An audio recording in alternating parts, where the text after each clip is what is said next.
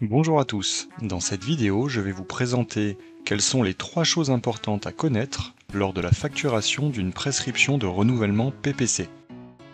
Premièrement, et c'est certainement la chose la plus importante à retenir de cette vidéo, c'est qu'il est indispensable d'utiliser le contrôle en masse des factures.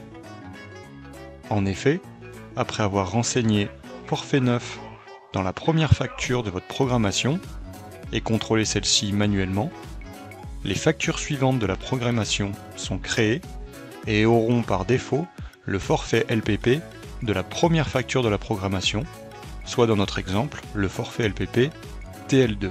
Et c'est uniquement le contrôle en masse de ces factures qui permettra de mettre à jour et d'indiquer automatiquement dans chacune d'elles le bon forfait LPP en rapport avec l'observance des dispositifs médicaux sur leur période de référence.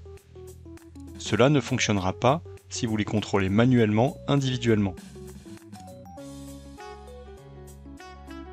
Deuxièmement, il est important de compléter les options de facturation dans les blocs prescription de renouvellement, à savoir si un traitement est associé ou non, le mode de suivi, l'accord d'entente préalable et la date d'entente préalable. Le fait de remplir ces informations ici vous évitera de le faire dans vos factures. Les informations traitement associé et mode de suivi auront un impact sur les forfaits LPP facturés. Les informations d'entente préalable et date d'entente préalable sont simplement à compléter, généralement avec les valeurs pas de réponse de la caisse dans le délai réglementaire et en indiquant la date d'envoi de la DAP à la caisse ou au plus tard la date de début de la prescription de renouvellement. Troisièmement, il est bon de savoir qu'une ordonnance classique est suffisante et que la DAP n'est pas obligatoire pour le renouvellement d'une prescription PPC à partir du second renouvellement de la prescription et que le patient a été suffisamment observant lors de la prescription précédente.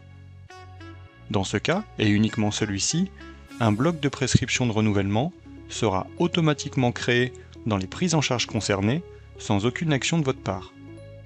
Vous disposez du filtre DAP requise ou DAP non requise dans la liste des prises en charge terminées, ainsi que du filtre renouvelé automatiquement dans la liste des prises en charge enregistrées pour distinguer les prises en charge correspondantes.